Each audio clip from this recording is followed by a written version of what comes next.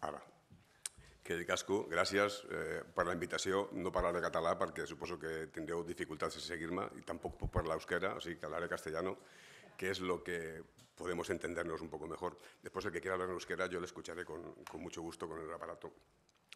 Me ha encantado decía Juanjo que él había venido a aprender, yo también, y ya he empezado aprendiendo. De verdad que ha sido muy interesante.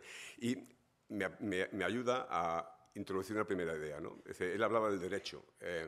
El derecho es aquello que permite que la política tenga unas reglas y que no se base simplemente en la pura emoción, en la pura, digamos, actuar en caliente. Como decía un amigo de ser de Bilbao, dice, ¿para qué vamos a hablar si lo podemos arreglar a hostias? Pues en lugar de arreglarlo a hostias, tenemos el derecho y utilizamos la política. Pero el derecho no nace, no cae del cielo, no está en la Biblia, por más que en algunos lugares, me parece que en Estados Unidos hablaban de que el 40% de la población creía que era más importante la Biblia que la Constitución. Bueno, nosotros aquí creo que tenemos otra lógica, pero no cae del cielo. El derecho lo construimos las personas. De hecho, los parlamentos son los que crean el derecho y lo crean en función de la realidad social y política que hay en un país. Si hay ley de divorcio del año 81 es porque había gente que se divorciaba, que no creyó que eso del matrimonio era aguantar al penco de toda la vida, durante toda la vida. Si hay, digamos, voto de la mujer, afortunadamente hace ya unos cuantos años, pero no hace tantos que no lo había, es porque justamente hubo un gran movimiento de mujeres que creyeron que eso era necesario, entonces el derecho fue incorporándose. Ahora tenemos un sistema político regulado por el derecho, que se basa en una norma suprema, Juanjo ha hecho referencia a ella, que es la Constitución del 78, que es del 78. Hija de un momento concreto histórico. Y en función de ella todo lo demás se ha ido desarrollando. Bien, para cambiar ese derecho se puede hacer de arriba abajo, pero seguramente será más fácil si de abajo arriba se manifiestan prácticas que obligan a entender que eso funciona. Adolfo Suárez, el que fue presidente del gobierno en el paso de la llamada, eso que llamaban transición. Yo en el 76 no sabía que estábamos en la transición, me enteré después, pero en el 76 no lo sabía. Suárez dijo una frase que me pareció muy interesante, dice, hay que convertir en normal en política lo que es normal en la calle. ¿Qué estaba diciendo? Hay que permitir el derecho de manifestación porque es que cada día tenemos un montón de manifestaciones en la calle. Hay que regular el derecho de huelga porque hay un montón de fábricas que están haciendo huelga. Por tanto, hemos de convertir en práctica social aquello que luego queramos que sea práctica política. Por tanto, el derecho seguirá evolucionando o evolucionará más o menos en función de lo que hagamos. Y aquí viene, a ver si soy capaz de darle la paqueta. Ok. Él hablaba, ¿no? La democracia es el sistema político que nos dotamos, pero le preguntaba la niña al abuelo, ¿qué es la democracia? Pues eso, la democracia consiste en elegir a aquellos que obedecen a los que mandan. ¿Quién manda en democracia? El poder lo tienen en nuestro sistema político los estados, lo tiene el Parlamento, lo tiene el Gobierno, o ¿quién decidió cambiar la Constitución hace un par de años por la vía rápida para poder pagar primero la deuda con los bancos alemanes antes que las políticas sociales? ¿Lo decidió el pueblo español? ¿Lo decidió el Gobierno español o fue una imposición que venía de los que realmente tienen el poder? Por tanto, si queremos articular mecanismos de participación en la política para tomar decisiones, también habremos de saber dónde están los centros de poder. Y hoy tenemos alguna cierta dificultad para definir dónde están los centros de poder. Mafalda, que siempre es sugestiva, se lee un libro, una enciclopedia, encuentra la definición de democracia, que es aquello de gobierno del pueblo, y aún se está riendo. Sus padres no entienden por qué se le da tal ataque de risa. A mí, como la demanda que se me hacía en esta lógica de esta jornada, que es una primera aportación que ha hecho Juanjo brillantemente, situando el tema en vuestra realidad, la mía, que intenta mirar un poco más el conjunto del Estado, y luego Martin, que os dará una mirada ya más cosmopolita, si queréis. Yo he centrado parte de mi intervención en este análisis crítico de lo que hasta ahora se ha venido haciendo en el Estado español respecto de canales que permitan esa participación. Pero permitidme que previamente os sitúe el marco en el que eso se da, porque me queda guapo eso, ¿eh? No penséis que eso me resultó fácil. El marco en el que se da, porque si no tenemos claro el marco, se nos escapa la fuerza. Él planteaba, decir, ¿cómo relacionamos la representación con la intervención directa? Claro, si no sabemos qué es cada cosa y dónde la colocamos, o creemos que son cosas distintas que han de funcionar de manera autónoma, quizás estaremos perdiendo una parte de la idea, ¿no? Yo os voy a intentar explicar a mi manera de ver, cómo se... Bueno, de hecho, el esquema de que estés trabajando aquí se parece bastante a lo que yo intento explicaros aquí.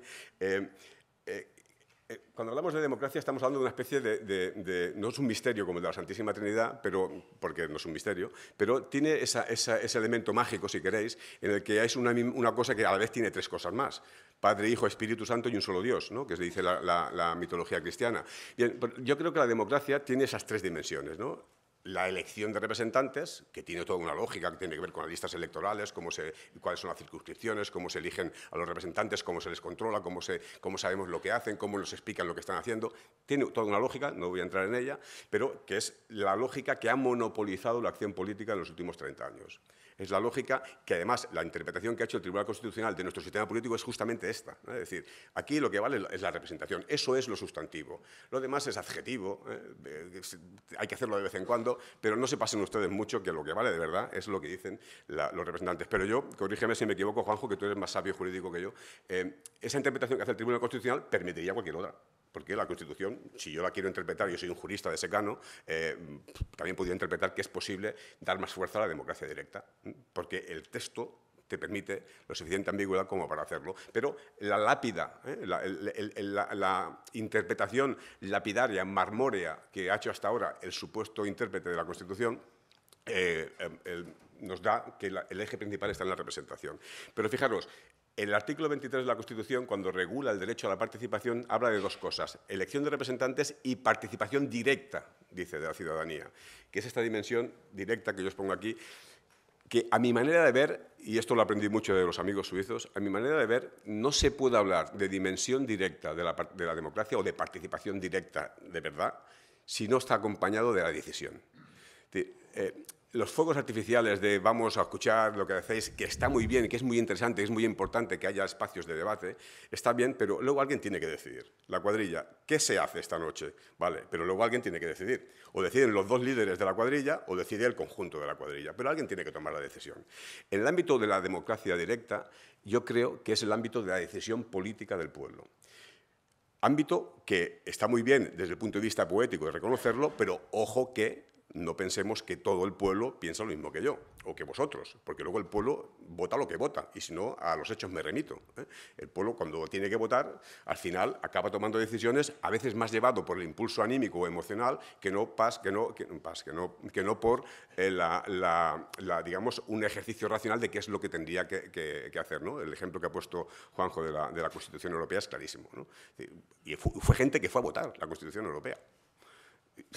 Exactamente no sabían que estaban votando. Esta dimensión directa, que es la que hoy y ayer estáis abordando, tiene mucho más juego del que hasta ahora hemos tenido, pero ha estado, como si dijéramos, más olvidada porque este excesivo peso, este escoramiento hacia la representación no ha permitido desarrollar muchas experiencias en este sentido. Y si no hay experiencias, lo que os decía antes, el derecho no cambia.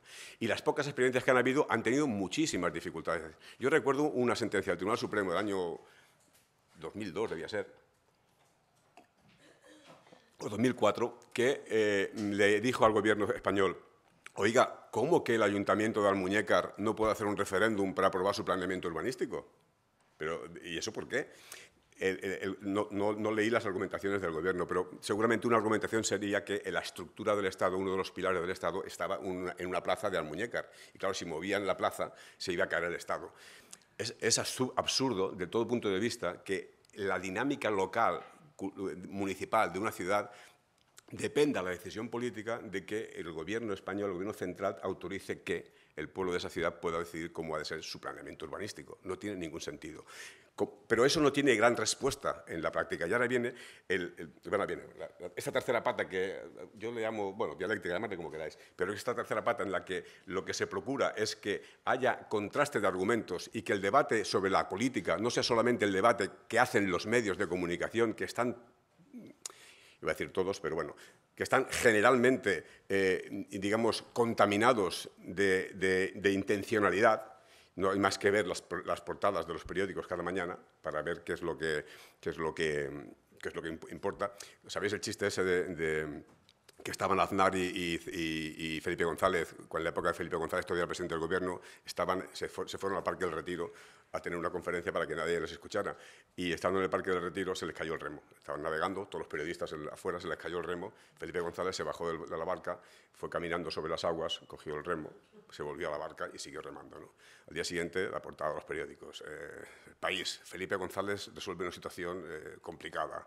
El periódico, Felipe González consigue evitar la muerte por ahogamiento del líder de la oposición. ABC, Felipe González no sabe nadar. La interpretación posible de que hacen los medios. Pero fijaros, los medios son los que marcan la agenda política y no tienen ningún tipo de control democrático. Son los que inoculan el mensaje que sin querer se va transmitiendo como lluvia fina en los cerebros del marco cognitivo que cada uno de nosotros tiene cuando se mueve por la vida social o por la vida comunitaria. Bien, este espacio de debate dialógico, dialéctico, de contraste de argumentos, de exigencia de explicar por qué es A y por qué no B, y que cada uno pueda emitir su opinión, tiene que ver con esta idea de esta dimensión. Claro, en este marco, si veis esta idea, esta cosa de la representación, el debate y la decisión directa, ¿qué se ha hecho en los últimos 25 años en el Estado español? Y fijaros, lo que se ha hecho normalmente... se han hecho, aquí lo veis, cuando hablamos, ¿tiene luz esto? En el rojo, gracias. Fijaros, en esta dimensión, los procesos de participación, los órganos consultivos, los momentos especiales de debate, esto es lo que se ha hecho normalmente en los últimos 25 años en España, y especialmente en el ámbito municipal. Solo en el último periodo, aproximadamente desde el 2004, empezamos en Cataluña y luego se añadieron Aragón, Andalucía, Canarias, se han incorporado algunas experiencias desde la comunidad autónoma, pero fundamentalmente aquellos poderes públicos que han intentado promover mecanismos, canales que permitan la implicación ciudadana en el debate político han sido sobre todo ayuntamientos. Pero, a mi manera de ver, desgraciadamente, solo se han centrado en esta pata de aquí, en la pata dialéctica. Poco se ha hecho respecto de la exigencia de transparencia, de acceso a la información, de rendición de cuentas, que ahora felizmente se está colocando encima de la mesa. Poco se ha hecho y algo se empieza a hacer ahora, pero hemos de reconocer, digamos, que eso no es un elemento que hayamos abordado demasiado. Y la dimensión directa, ya para qué, esto sí ha sido la hermanita pobre del proceso. Muy poca consulta popular, muy poco, referéndum ya no hablamos porque sería otra película. Afortunadamente, el Tribunal Constitucional del 2008 explicó la diferencia que había entre consulta popular y referéndum gracias al plan del anterior lehendakari Ibarretxe. En el 2008 el Tribunal Constitucional nos dijo que consulta popular era cualquier consulta a la ciudadanía y referéndum es cuando se consulta a los mayores, al cuerpo electoral. Yo creo que la próxima interpretación del Tribunal Constitucional, cuando empiecen a aparecer consultas como la que se quiere hacer en Cataluña, la ley de consultas, la próxima interpretación del Tribunal Constitucional dirá, bueno, lo que yo quería decir es que todo aquello que sea meter un papel en la urna, eso está prohibido, ¿no? Bien, nos hemos dedicado fundamentalmente a este paquete y dejadme que haga una mirada rápida sobre esto, ¿no? Una de ellas es esta, ¿no? Los llamados procesos de participación. ¿Qué ha pasado? Que hemos creado unos canales donde el debate, lo que se busca es el contraste de argumentos para poder mejorar o para poder modificar una política concreta, una actuación política concreta, pero la práctica también nos dice que como eso ha sido y se ha ido creando, como se ha sabido, hay el riesgo, que os ponía aquí, de, por una parte, mitificarlos, es decir, sin esto no hay nada, no hay vida en el planeta, y por otra parte, el riesgo de manipulación, porque como que no son votos que se cuentan, sino que son, digamos, actas de reuniones en donde se interpreta lo que la gente dice, o eso está muy claro, o el riesgo de que quien convoca acabe traductore, non traditore, ¿no? Acabe cocinando lo que ha salido, es un poco peligroso, ¿no? Fijaros que en un proceso de participación son diferentes tipos de actos que se hacen durante un periodo de tiempo concreto en el que se provoca ese debate. Vamos a hablar de urbanismo y cogemos a los conductores de autobuses, a los taxistas, a las personas que tienen movilidad reducida, a los dueños de hoteles, a los que tienen interés en que siga creciendo la ciudad, a los especuladores, los ponemos a todos y hablamos. Y intentamos conocer ideas que nos permitan mejorar eso. Bien, como idea está bien, pero en la práctica este tipo de cosas que tenían que hacer, que haya información clara. Eso no suele funcionar siempre, porque más que información a veces lo que ha habido es ya propaganda directamente, ¿no? Que el debate sea ordenado, a veces se consigue, a veces no, y sobre todo que sea plural, porque si el debate solo llamamos a los de la Real Sociedad, seguramente ganará la Liga la Real Sociedad, pero si queremos saber qué opina la gente del fútbol, habría que coger a los de la Real Sociedad y ese equipo catalán, que no me acuerdo cómo se llama, que tiene un jugador que cobra mucho dinero, que es argentino, habría que cogerlos a todos y ver un poco cuál es la mirada, porque si no cogemos a los de un equipo, está claro que la visión quedará un poco sesgada, ¿no? ¿Crean conflicto o generan conflicto? Muchas veces se han utilizado para evitar el conflicto y otras veces lo que han hecho ha sido provocar el conflicto. Como no ha estado clara esa regulación, su uso ha sido un uso que puede haber derivado en un uso, entre comillas, torticero, ¿no? Y esto que os decía antes de la mitificación. Hemos hecho tantos en los últimos 20 años que como si dijéramos, como no funciona la representación, vamos a hacer algo que sí que sabemos que puede funcionar. Y hemos trasladado el presupuesto participativo, el urbanismo participativo, la cultura participativa. A cualquier sustantivo le añadías el adjetivo participativo y ya parecía que estabas cambiando la película. Cuando luego al final la decisión política igual poco se modificaba a consecuencia de esto. Veo que me está mirando mal la Yolanda. Ha habido experiencias exitosas, ha habido experiencias que han funcionado, pero estoy haciendo un análisis crítico y, si queréis, un poco exagerado, porque creo que al final, y es lo que os quería decir, al final vamos a necesitar que todo esto se ordene. No se ordene de yo mando, sino que se ordene en el sentido de que se aclare de qué hablamos cuando hablamos de correr, que diría Murakami, de qué hablamos cuando hablamos de democracia, de participación directa, de participación en la vida de los representantes, aclararlo para poder saber cuáles son las reglas del juego y exigir el cumplimiento de esas reglas de juego, ¿no? Claro, montamos un proceso de debate y yo esto me lo he encontrado, viene un alcalde y dice, yo vengo a hablar como ciudadano. Hombre, sí, es usted un ciudadano, pero es que usted es el alcalde. Usted viene a hablar como alcalde. Soy concejal, no, usted es un político. Es que yo soy el jefe del Departamento de Arquitectura. Yo también vengo a hablar como ciudadano. No, oiga, usted es un técnico especialista en urbanismo del ayuntamiento y en este debate, por más que usted sea un ciudadano, pues no se puede confundir. Cada uno tiene el rol que tiene. No se pueden confundir los roles. Yo ahora aquí tengo un rol, si queréis, entre comillas, no sé, didáctico, pedagógico, pesado, pero yo no soy responsable político de este ayuntamiento ni de esta ciudad. Mi rol es otro. El vuestro es el de discutir lo que yo os voy a decir desde vuestro punto de vista, pero no podemos confundir los roles. Y yo voy a hablar un poco más que vosotros porque el rol que tengo es el de ponente. Si tuviera un rol de público, pues tendría que intervenir, pero no podemos intervenir media hora cada uno porque esto no había Dios que lo aguantara, ¿no? Ni los de Bilbao lo aguantarían. Fijaros, esto que os decía, ¿no? El debate permanente que ha aparecido en este tipo de experiencias. Individuos o asociaciones. ¿Quiénes son los que tienen que participar en el debate? La práctica nos ha demostrado que ha habido más experiencias en donde solo han participado personas del mundo organizado, del mundo asociativo, que no personas individuales. Yo he colaborado durante muchos años con la Federación Española de Municipios y una de las insistencias que había durante varios años era decir cómo conseguimos la participación de los ciudadanos a título individual. Ciudadano a título individual ya hasta suena raro, ¿no? Porque ciudadano es ciudadano siempre. Porque lo que siempre ha habido es una especie de corporaciones, asociaciones, que tienen una actividad directa y diaria regular que, entre comillas, han monopolizado o pueden llegar a monopolizar el debate. Y eso limita o dificulta que otras personas puedan intervenir. ¿Y por qué pasa eso? Ya os lo adelanto. Porque la mayor parte de estos procesos se han creado de arriba abajo. Porque la mayor parte de estos procesos, si no decimos el 90%, han nacido de la voluntad política del gobierno, de los gobiernos locales, y no de la demanda ciudadana de que se hicieran. En España, la Ley de Base de Régimen Local, por lo menos desde el 2003, pero yo creo que desde antes, permite lo que se llama la iniciativa ciudadana municipal. Es decir, que con un número de firmas, según el número de habitantes de la población, se pueda presentar una propuesta al Pleno del Ayuntamiento. En Cataluña, a mí no me consta que se haya utilizado esa vía. No me consta. Ahora está de moda, se ha oído hablar de la iniciativa popular porque la plataforma de afectados por la hipoteca la ha hecho evidente.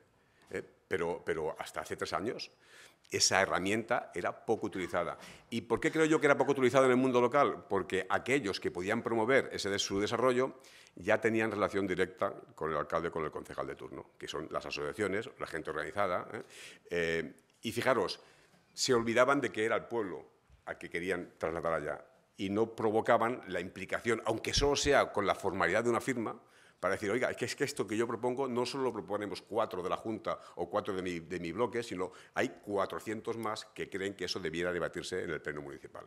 Bien, como que lo que hemos hecho hasta ahora ha sido más de arriba abajo que de abajo arriba, digamos, una parte de esa consecuencia es que hemos tenido que discutir si venían ciudadanos o no venían ciudadanos, porque en realidad se ha producido más una concertación entre actores que no un proceso rico o enriquecedor de intervenciones diferentes.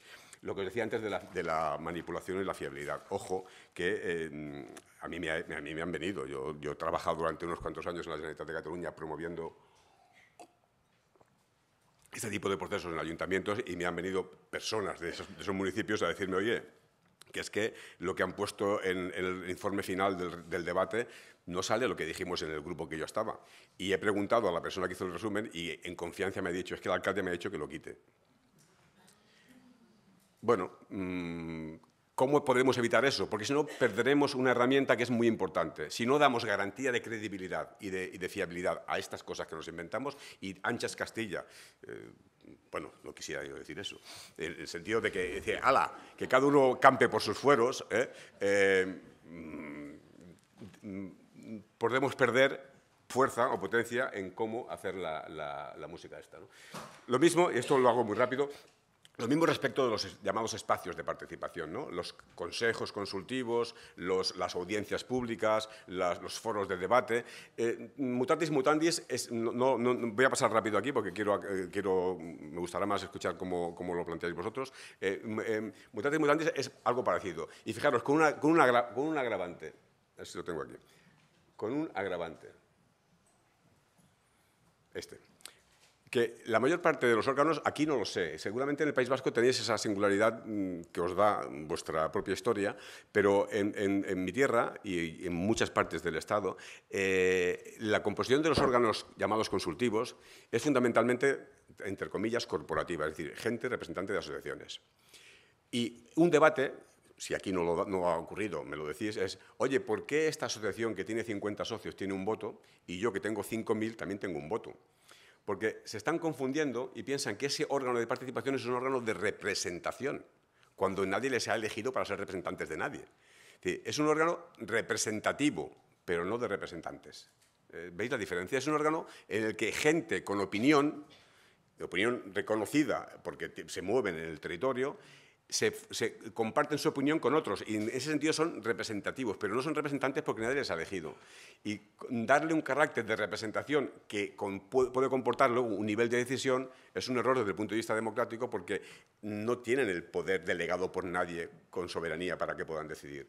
Y esa representatividad, esa confusión de representatividad con representación es una de las que genera estas dificultades, que además conlleva que en muchas ocasiones, ya sean en los procesos participativos como en los órganos, comporta decir, vamos a intentar llegar a un acuerdo. Coño, es que a lo mejor no es posible llegar a un acuerdo. Y hay 3 acuerdos. En Cataluña, cuando hicimos el debate sobre los planes hidrológicos de las cuencas de los ríos catalanes, era imposible. Es imposible poner de acuerdo al ecologista con el hotelero y con el industrial y el payés, el campesino, que quiere un uso del agua distinto al que considera el ecologista. Y no hay acuerdo, pero lo que sí que es importante es que digan lo que piensan y que se escuchen los unos a los otros, y aunque no haya acuerdo, por lo menos de la distancia que habría así, hemos sabido que hay 4 posiciones distintas y luego ya alguien decidirá.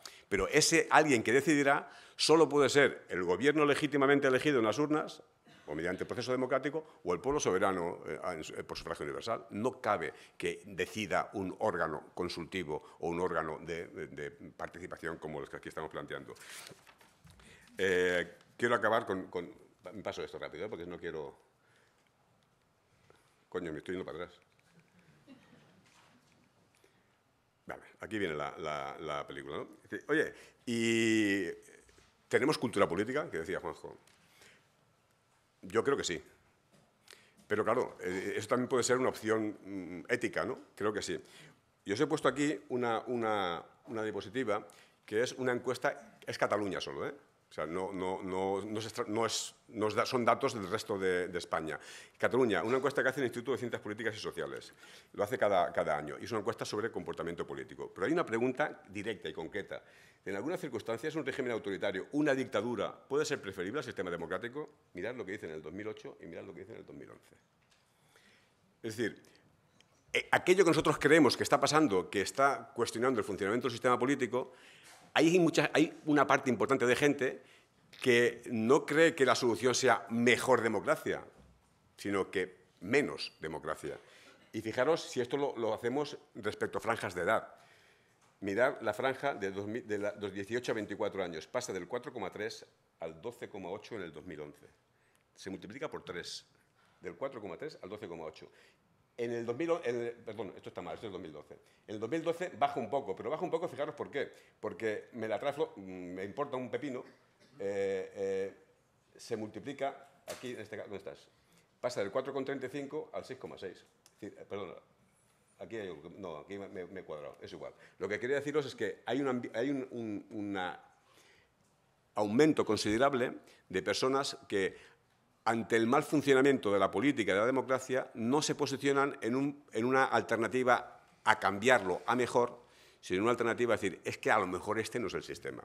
Y en Europa están creciendo los movimientos fascistas. No es una anécdota que yo pueda contar ahora porque quiera provocar vuestro susto, ¿no? No es una anécdota. Hay muchas personas que están calladas que tienen ese tipo de pensamiento. Acabo con esta diapositiva de otra. Este animalito existe en la vida biológica, se llama tunicado, tiene una capa gelatinosa que parece una túnica, por eso se llama tunicado. Y este bichito, cuando es una larva, va navegando por el mar hasta que llega a un sitio donde va a pasar el resto de su vida. Coge una casa sin hipoteca en una roca o en un coral y ahí pasa el resto de su vida. Pero cuando llegas a ese lugar ya no necesita el cerebro y se lo come y vive el resto de su vida sin cerebro. Hay quien dice, esto es lo que hacen los empleados públicos cuando ganan esas oposiciones. Hay quien dice, esto es lo que hacen los políticos cuando ganan las elecciones. Bueno, y yo digo, ¿y esto no es seguramente una cosa que explica el comportamiento de la ciudadanía? Que se come el cerebro a lo mejor antes de votar, durante la votación o después de la votación. Una sociedad de tunicados no es una sociedad que avance en democracia.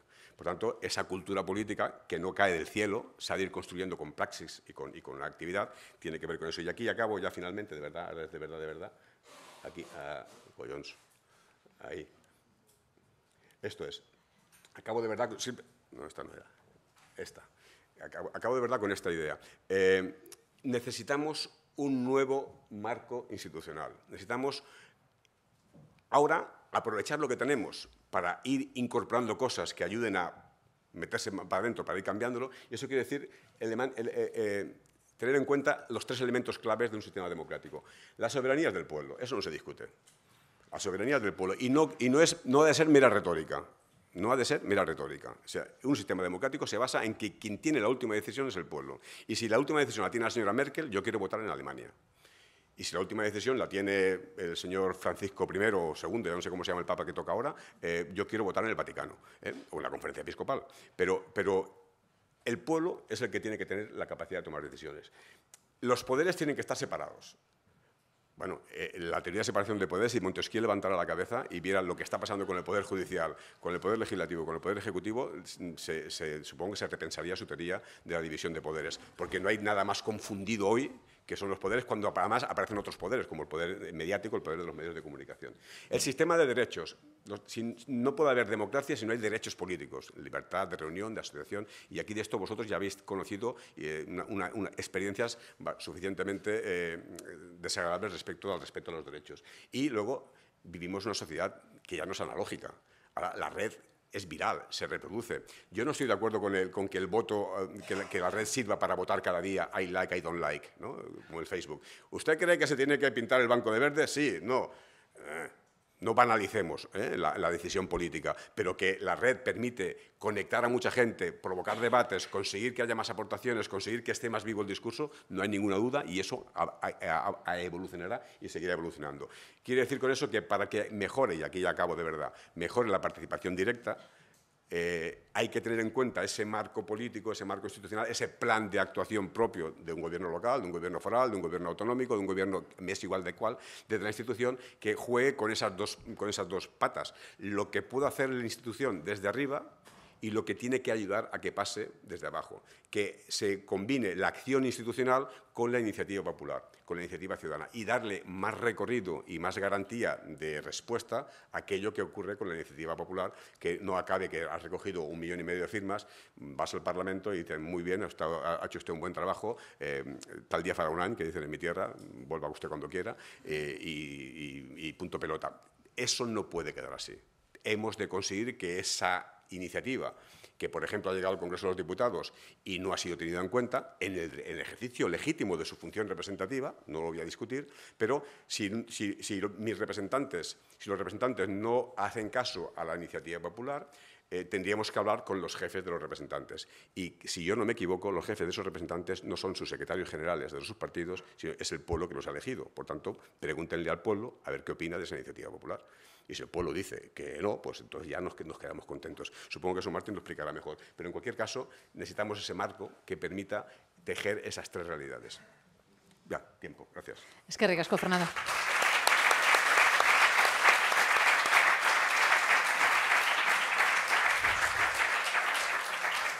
Bueno, como sabéis, nuestros invitados también han sido convocados para agitarnos un poco por dentro, para sugerirnos, ir alimentando también la conversación que vamos a tener. Ir levantando las manos si queréis preguntar algo a Fernando. Ya veo por ahí a una Jon, a ella también.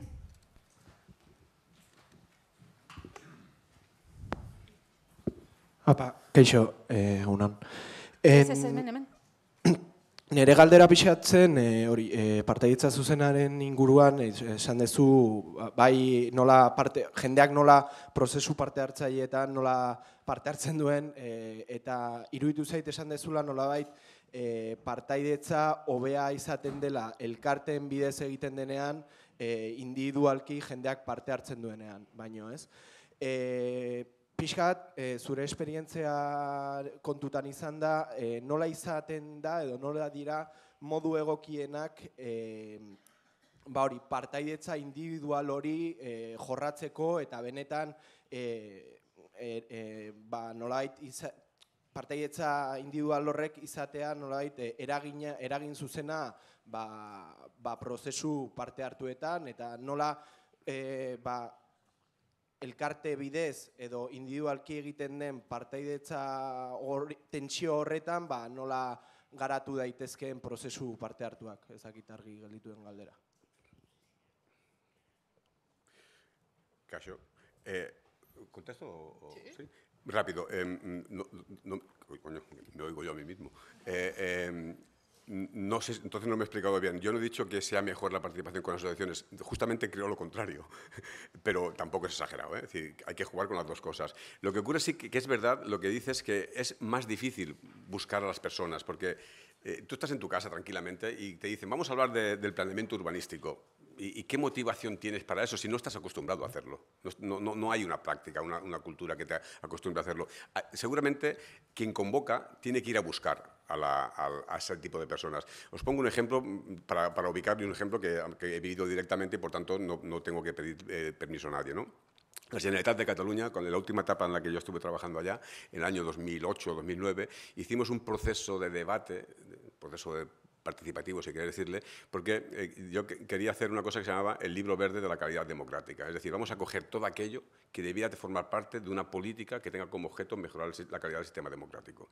Y hicimos un proceso muy amplio en el que buscamos gente organizada, asociaciones, por supuesto, pero nos interesaba, por ejemplo, la voz de la gente especializada, arquitectos, filósofos, profesores de universidad, de la gente organizada en asociaciones, de los conductores de autobuses, pero de gente que de manera normal no venía, y fuimos a la cárcel a hablar con los presos, fuimos con enfermos de asociaciones de salud mental, con familiares de personas que tienen movilidad reducida o tienen enfermedades neuromusculares, que tienen dificultad para moverse. Es decir, buscamos un tejido plural, o sea, una pluralidad de sujetos que nos dieran una cierta pista de esta diversidad que tiene la sociedad. En el caso de Cataluña era muy amplio lo que os decía, porque además son municipios grandes, pequeños, medianos, pero si yo quisiera hacer un debate en Madrid, bueno, en Madrid es muy grande, en Burgos, sobre cómo hacer la actividad, una actuación concreta desde el ayuntamiento en una parte de la ciudad, hombre, yo intentaría imaginar quiénes son los posibles roles de las personas que están allá, el taxista, el conductor de ambulancia, la persona que lleva el carrito de ruedas, y como que no van a venir solos, yo los tendría que ir a buscar. Y yo añadiría a eso, si el proceso de debate es suficientemente amplio, que aquel que quiera discutir por su cuenta, que lo haga y me lo diga.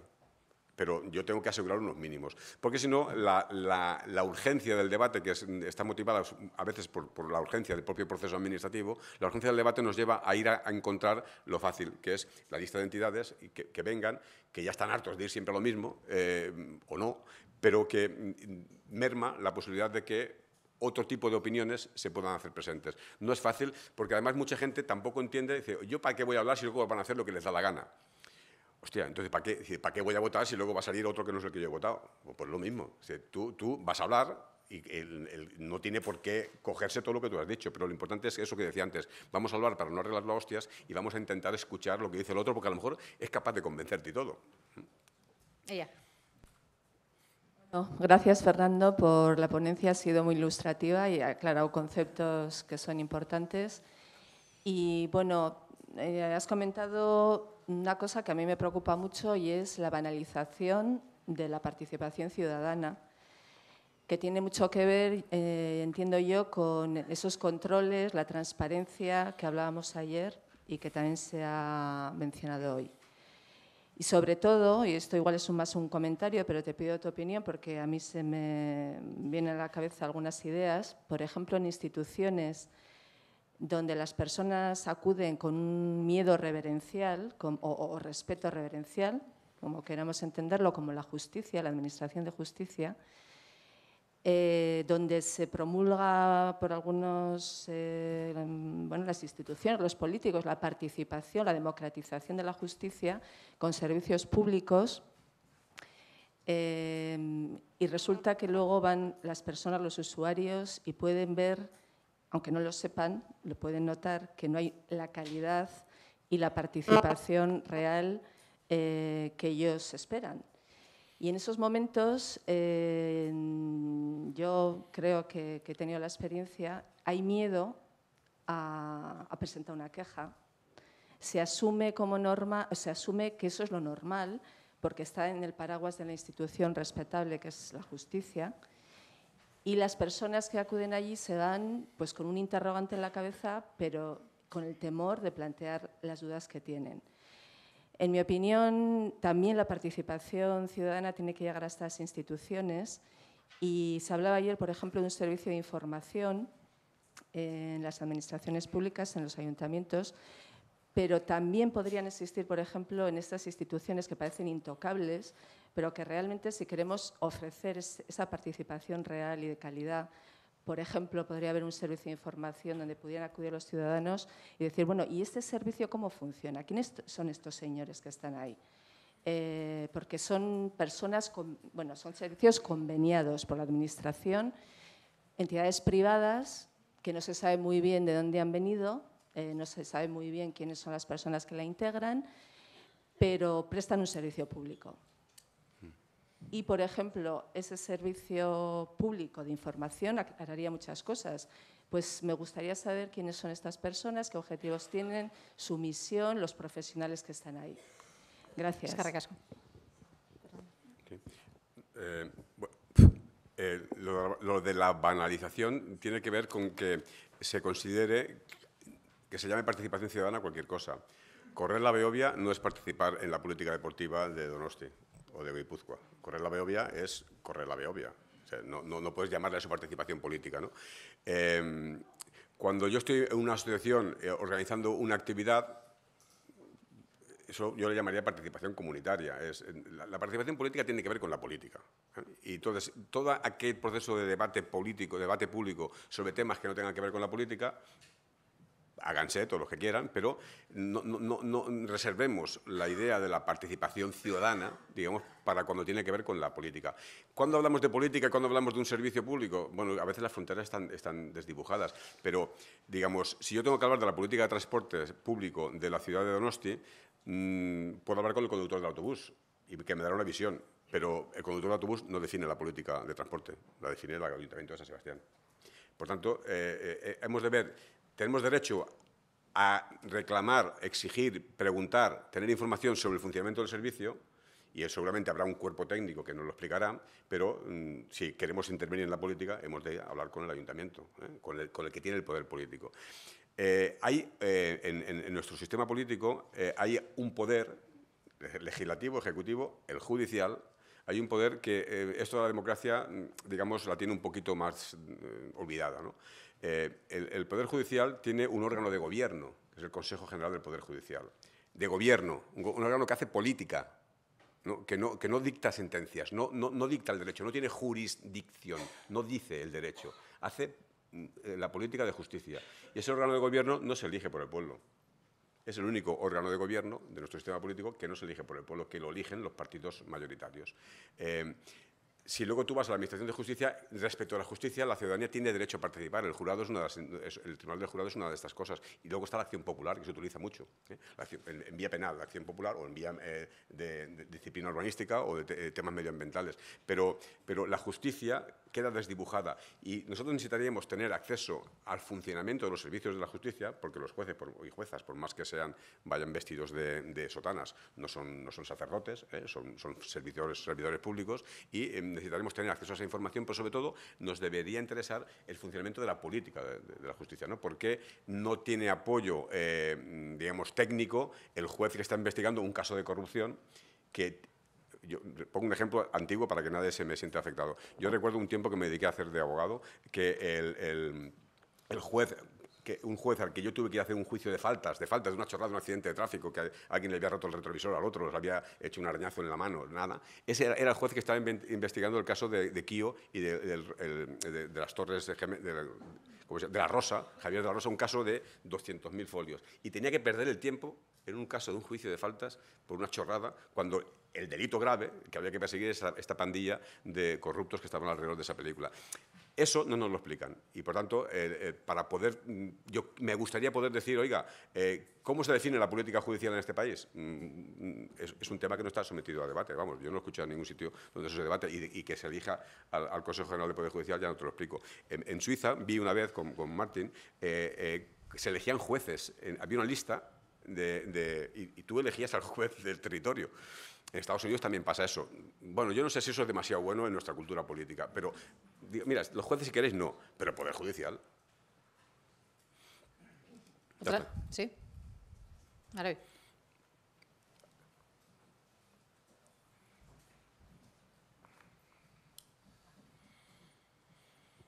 buenos días. Bueno, y también felicito a los dos, aprovecho, Juanjo, también para felicitarte. Bueno, ha salido varias veces con Juanjo y contigo el tema de cultura política, ¿no? Y acabas de terminar diciendo lo mismo. Si eso práctica en Estados Unidos con el tema de los jueces para nuestra cultura política, y es verdad, pues bueno, pues que tenemos la que tenemos, ¿eh? La cultura política, que yo estoy de acuerdo en lo que habéis dicho los dos, en que sí hay realmente, no sé si cultura, a lo que llamaríamos cultura, una madurez.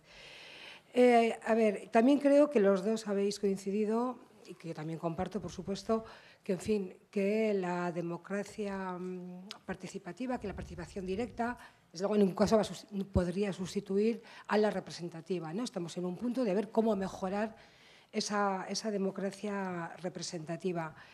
Y vivimos en una situación que yo no sé si se refería a eso antes, Juanjo, cuando ha dicho pues, que lo del ruido, ¿no? Que vivimos tiempos de mucho ruido.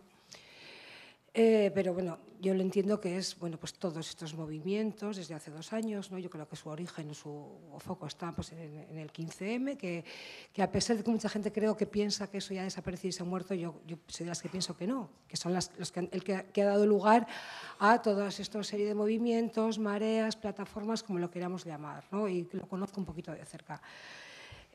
Pero creo que también eso ha producido o puede haber contribuido a esa desafección política, ¿no? A esa distancia o a esa desconfianza ante los políticos, que se llama clase política, que a mí no me gusta, evidentemente, pero en fin, admito, ¿no?, el término.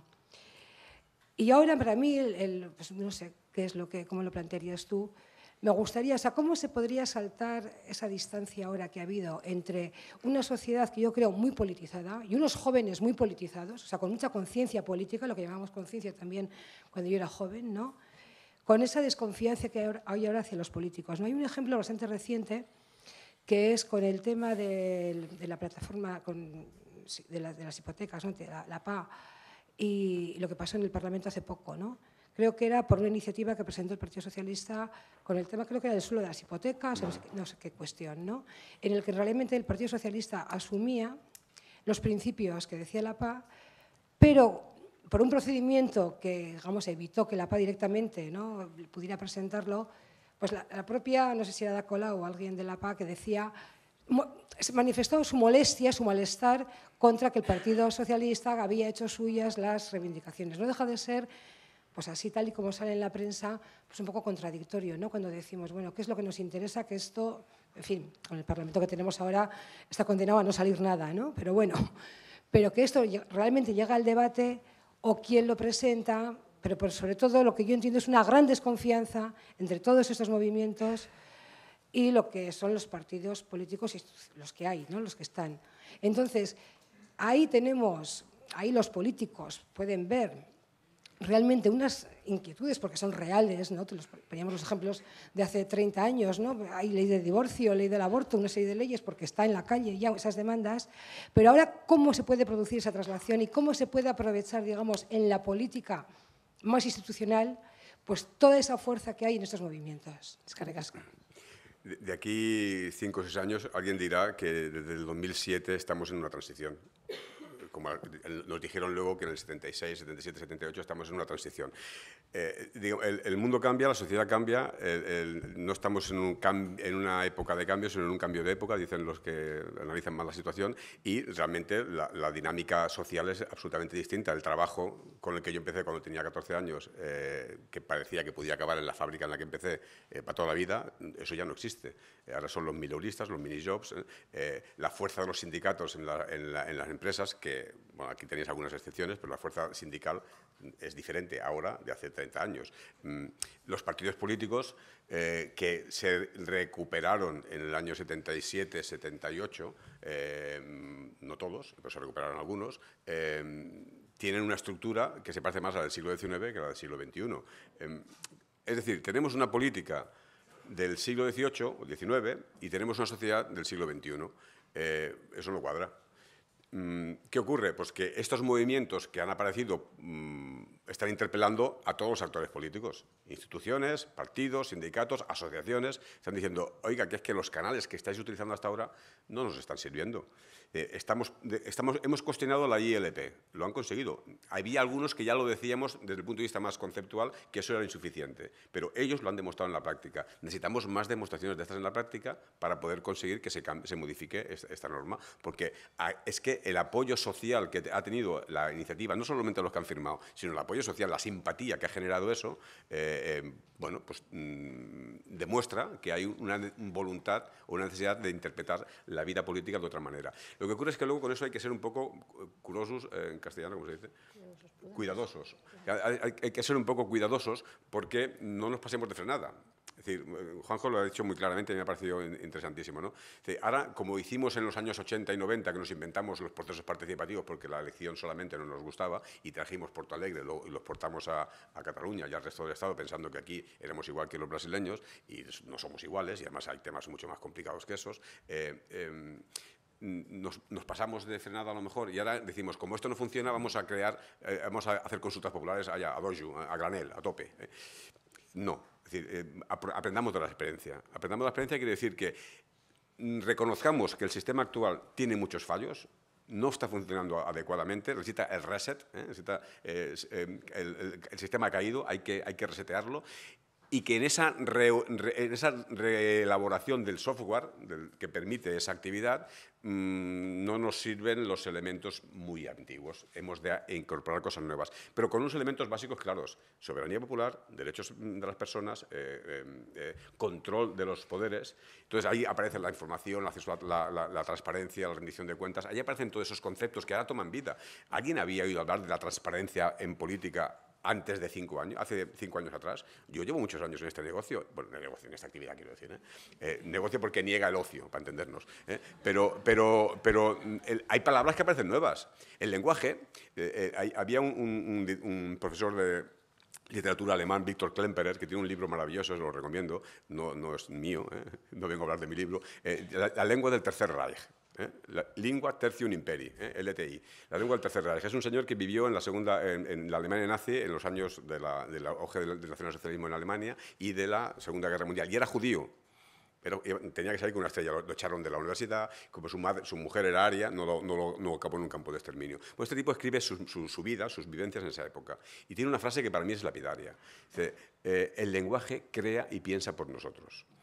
Porque sus amigos, los que se estaban jugando problemas con la justicia y con el Estado alemán en aquella época, que sacaban libros de la biblioteca para que él pudiera leer porque él no podía ir a la biblioteca, sus amigos luego cuando estaban en casa se reían del judío que se acababan de llevar detenido. Aquel judío, como ahora a nosotros nos podría hacer gracia, oh, mira el negro, le han pegado una hostia al negro, lo han dejado todo rojo. Parece divertido, pero es que no lo es. No lo es porque banalizamos el contenido sesgado, represor y, digamos, inadecuado con la dignidad del ser humano que tiene el lenguaje sin darnos cuenta. Por lo tanto, el lenguaje en la política es muy importante. Ahora está de moda hablar de regeneración. Pues bueno, igual tenemos que hablar de regeneración, no lo sé. Pero en cualquier caso, la palabra democracia la hemos de reinventar porque no nos sirve, no explica lo que queremos decir. Hemos de construir nuevas praxis y nuevos lenguajes. Los revolucionarios franceses en el siglo XVIII se inventaron un nuevo lenguaje. Pasaron del señor, que está encima, al citoyen. No, a ti te trato de tú, no te trato de vos.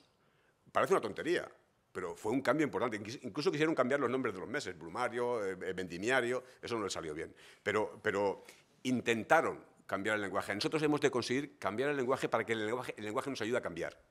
Y eso quiere decir prácticas sociales que incorporen, y esto lo están haciendo los muchachos y muchachas de estos nuevos movimientos, ¿no? ¿Cómo es esto? Si no nos dejáis soñar, nos dejaremos dormir. Hostia, no me digas que no tiene contenido esa frase, ¿no? Mejor que la vida sueño. Pero no nos quedemos en el viejo lenguaje, aprendamos del nuevo y demos nuevo significado a las palabras y a las acciones. Yo creo que ya tenemos que acabar, ¿no? Sí. Sobre todo porque con el suizo tenemos que ser puntuales. Martín. Gracias, Fernando.